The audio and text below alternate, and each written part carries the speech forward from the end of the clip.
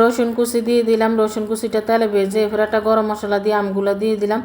কাঁচা আম আনছি, আমটা অনেক টক, খেতে একদম বিশ্রী লাগে, একটুকু মজা না। এই জন্য ভাবছি ছেলেমেয়ের একটু আচার বানিয়ে দিই, তাহলে তারা খেয়ে ফেলবে, তাদের আচার অনেক পছন্দ।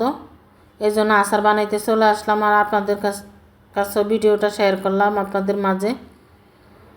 এখনও এতদিন হয়েছে বয়স দিয়ে এখনও মুখে আটকাই, যে লবণ দিয়ে দিলাম আর কিছু পরিমাণ চিনি দিয়ে দেবো। টক ঝাল মিষ্টি রাখবো, বেশি মিষ্টি দিব না, ছেলে পছন্দ করে না মিষ্টি, বলছে হালকা মিষ্টি দিতে।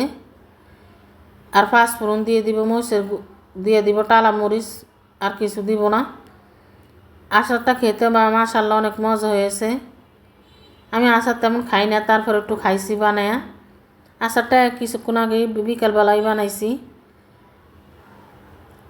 আমগুলো আমি কেটে দিছি সুন্দর করে, পরে আমি বানিয়ে দিছি।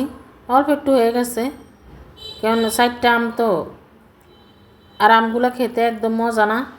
কাঁচা আম তারা খায়, এই জন্য আনছি, কিন্তু আমটি একটু ভালো করে না, এই যে সুন্দরভাবে একটু ভালোভাবে লাড়তে ছাড়তে হবে। দিতে ঝামেলা, আচার ভালো লাগে না তো, কাটাকাটি, আবার গ্যাস থাকে না, রাত্রেও গ্যাস থাকে না, সকালেও গ্যাস থাকে না, অল্প অল্প গ্যাস থাকে। এই অল্প গ্যাসেই রান্না করতে হয়। এই যে কিছু পাঁচফোড়ন রয়ে গেছে, এগুলো এখন দিয়ে দিলাম।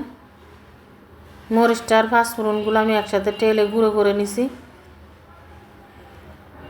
আচার হয়ে গেছে, আর বেশি করবো না। দেখেন কেমন